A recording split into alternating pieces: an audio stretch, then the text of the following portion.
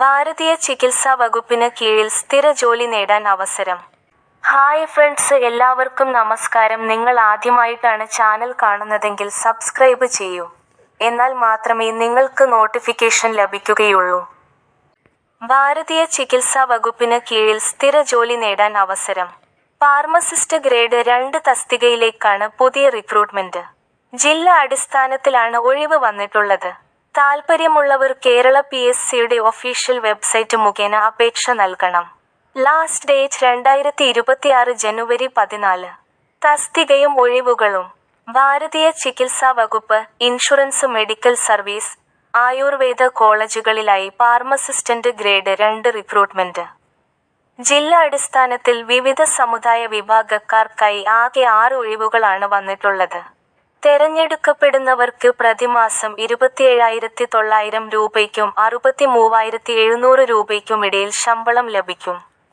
നിയമന രീതി: കേരള സംസ്ഥാനത്തിലെ പട്ടികവർഗം, മുസ്ലിം, Latin Catholic, Anglo Indian, OBC, ധീവര എന്നീ വിഭാഗങ്ങളിൽപ്പെട്ട ഉദ്യോഗാർത്ഥികളിൽ നിന്നു മാത്രം നടക്കുന്ന നേരിട്ടുള്ള നിയമനം.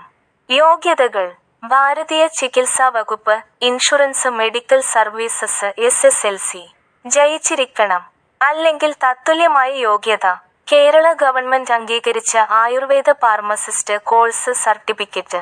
ആയുർവേദ കോളേജുകൾ ഗവൺമെന്റ് അംഗീകരിച്ച ആയുർവേദ ഫാർമസിസ്റ്റ് കോഴ്സിന്റെ സർട്ടിഫിക്കറ്റ് അപേക്ഷിക്കേണ്ട വിധം: ഉദ്യോഗാർത്ഥികൾ കേരള പബ്ലിക് സർവീസ് കമ്മീഷന്റെ ഔദ്യോഗിക വെബ്സൈറ്റായ www.keralapsc.gov.in വഴി ഒറ്റത്തവണ രജിസ്ട്രേഷൻ പ്രകാരം രജിസ്റ്റർ ചെയ്ത ശേഷമാണ് അപേക്ഷിക്കേണ്ടത്.